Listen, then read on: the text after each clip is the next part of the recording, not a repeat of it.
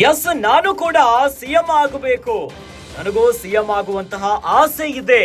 ಆದ್ರೆ ಈಗಲ್ಲ, 2028ಕ್ಕೆ ನಾನೇ ಸಿಎಂ ಅಂತ ಹೇಳಿದ್ದಾರೆ. ಬಹಿರಂಗವಾಗಿನೇ ಹೇಳಿಕೆಯನ್ನ ಕೊಟ್ಟಿದ್ದಾರೆ ಸತೀಶ್ ಜಾರಕಿಹೊಳಿ. 2028ಕ್ಕೆ ಸಿಎಂ ಆಗಲು ಎಲ್ಲ ತಯಾರಿಯನ್ನ ನಡೆಸಿದ್ದೇನೆ ಅಂತ ಹೇಳಿದ್ದಾರೆ. ಅದಕ್ಕಾಗಿ ಬೇಕಾದ ಪ್ರಿಪರೇಷನ್ ಅನ್ನ ಮಾಡ್ತಿದ್ದೇವೆ. ಅಲ್ಲಿಯವರೆಗೂ ಅಭಿಮಾನಿಗಳು ಕಾಯಬೇಕು. ಸದ್ಯಕ್ಕೆ ಸಿಎಂ ಆಗಲ್ಲ ಅಂತ ಸತೀಶ್ ಜಾರಕಿಹೊಳಿ ಹೇಳಿಕೆಯನ್ನ ಕೊಟ್ಟಿದ್ದಾರೆ. ಬೆಳಗಾವಿಯಲ್ಲಿ ಸಿದ್ದು ಪರವಾಗಿನೇ ಬ್ಯಾಟ್ ಬೀಸಿದ್ದಾರೆ. ರಾಜ್ಯ ಕಾಂಗ್ರೆಸ್ನಲ್ಲಂತೂ ಸಿಎಂ ಕುರ್ಚಿಯ ವಿವಾದ ಒಂದಲ್ಲ ಒಂದು ರೀತಿಯಲ್ಲಿ ಮುನ್ನೆಲೆಗೆ ಬರ್ತಾ ಇದೆ. ಒಂದು ಕಡೆಯಲ್ಲಿ ಕಾಂಗ್ರೆಸ್ನ ಸ್ವಪಕ್ಷದ ನಾಯಕರೇ ಸಿಎಂ ಆಗಬೇಕು, ಸಿಎಂ ಗದ್ದುಗೆಯನ್ನ ಕುರ್ಚಿಯನ್ನ ಏರಬೇಕೆನ್ನುವಂತ ಆಸೆಯನ್ನ ವ್ಯಕ್ತಪಡಿಸಿದ್ದಾರೆ. ಇನ್ನು ಅನೇಕ ನಾಯಕರು ಬಹಿರಂಗವಾಗಿಯೇ ತಮ್ಮ ಆಸೆಯನ್ನ ಆಕಾಂಕ್ಷೆಗಳನ್ನ ಹೊರಗಾಕಿದ್ದಾರೆ. ಇನ್ನು ಇವೆಲ್ಲದರ ನಡುವೆ ಎಸ್, ನಾನು ಕೂಡ ಸಿಎಂ ಆಗಬೇಕು, ನನಗೂ ಸಿಎಂ ಆಗುವಂತ ಆಸೆ ಇದೆ. ಆದ್ರೆ ಈಗಲ್ಲ, 2028ಕ್ಕೆ ನಾನೇ ಸಿಎಂ ಅಂತ ಬಹಿರಂಗವಾಗಿನೇ ಸತೀಶ್ ಜಾರಕಿಹೊಳಿ ಹೇಳಿಕೆಯನ್ನ ಕೊಟ್ಟಿದ್ದಾರೆ. 2028ಕ್ಕೆ ಸಿಎಂ ಆಗ್ಲಿಕ್ಕೆ ಎಲ್ಲ ತಯಾರಿಯನ್ನ ನಡೆಸಿದ್ದೇನೆ. ಅದಕ್ಕಾಗಿ ಏನೇನು ಪ್ರಿಪರೇಷನ್ ಆಗಬೇಕು ಅವೆಲ್ಲವನ್ನ ಮಾಡ್ತಿದ್ದೇನೆ.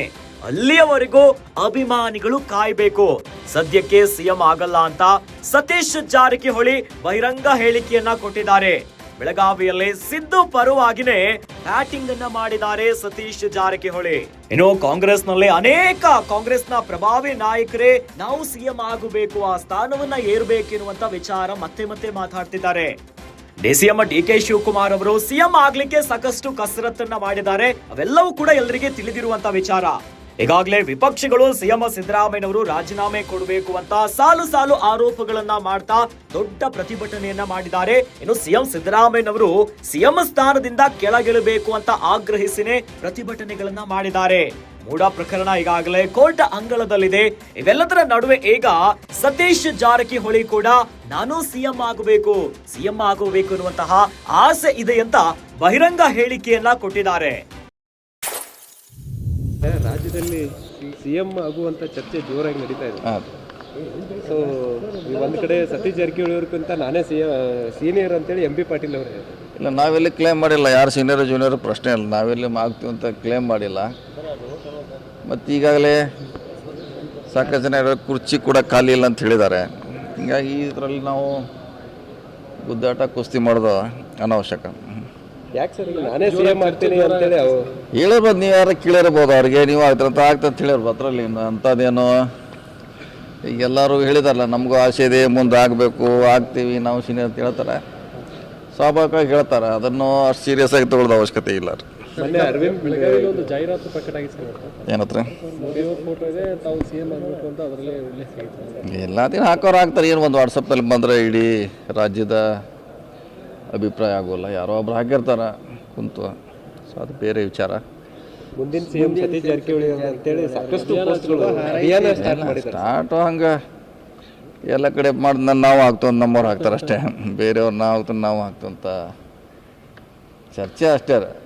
ರಾಜ್ಯದಲ್ಲಿ ಅಂಥ ಪರಿಸ್ಥಿತಿನೂ ಇಲ್ಲ, ಸನ್ನಿವೇಶ ಕೂಡ ಇಲ್ಲ.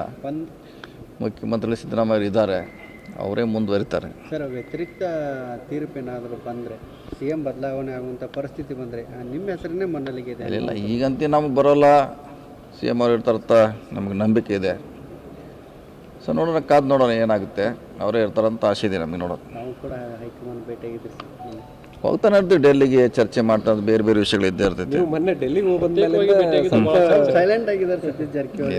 ಹಾಗೇನಿಲ್ಲ, ಇದು ಹೇಳಿದೀವಲ್ಲ, ಬೇರೆ ಬೇರೆ ಕೆಲಸ ಇರ್ತೈತೆ, ಹೋಗ್ತೀವಿ. ಎಲ್ಲದಕ್ಕೂ ರಾಜಕೀಯ ಕಲ್ಪಿಸೋದು ಅವಶ್ಯಕತೆ ಅಂತ ಹೇಳಿದ್ವಿ. ಸೊ ನೋಡೋಣ, ಎಲ್ಲರಿಗೂ ಆಸೆ ಇದ್ದೇ ಇದೆ. MB ಅವ್ರಿಗೆ, ಶಿವಾನಂದ ಅವ್ರಿಗೆ, ಬೇರೆಯವ್ರಿಗೆ ಇದ್ದೇ ಇದೆ, ಇಲ್ಲ ಅಂತ ಹೇಳಿಕ್ಕಾಗಲ್ಲ. ಮೊನ್ನೆ ದೇಶಪಾಂಡೆ ಅವರು ಕೂಡ ಹೇಳಿದ್ದಾರೆ ನಾನು. ಅದೆಲ್ಲ ಅದೇನು ಪ್ರಶ್ನೆ ಇಲ್ಲ. ಅವಕಾಶ ಸಿಕ್ಕರೆ ಸತೀಶ್ ಎಲ್ಲರಿಗೂ ಆಸೆ ಇದ್ದೇ ಇರ್ತೈತೆ. ನೋಡೋಣ. ಈಗ ಸತೀಶ್ ಜಾರಕಿಹೊಳಿ ಅವರು ಸಿಎಂ ಸ್ಥಾನ ನಿಭಾಯಿಸುವಷ್ಟು ಶಕ್ತಿ ಇದೆ ಅನ್ನುವಂಥ ಚರ್ಚೆ ಕೂಡ ಇದೆ ಸರ್. ಈಗಂತೆ ಅದು ಪ್ರಶ್ನೆ ಉದ್ಭವಿಸೋದಿಲ್ಲ, ಬಂದಾಗ ನೋಡೋಣ. ಅದು ಈಗಂತೆ ಸಿದ್ದರಾಮಯ್ಯ ಇರ್ತಾರೆ. ಸೊ ನಮ್ಮ ಪರವಾಗಿ ನ್ಯಾಯ ಸಿಗುತ್ತೆ ಅಂತೆಲ್ಲ ಆಸೆಯಲ್ಲಿದ್ವಿ. ನೋಡೋಣ.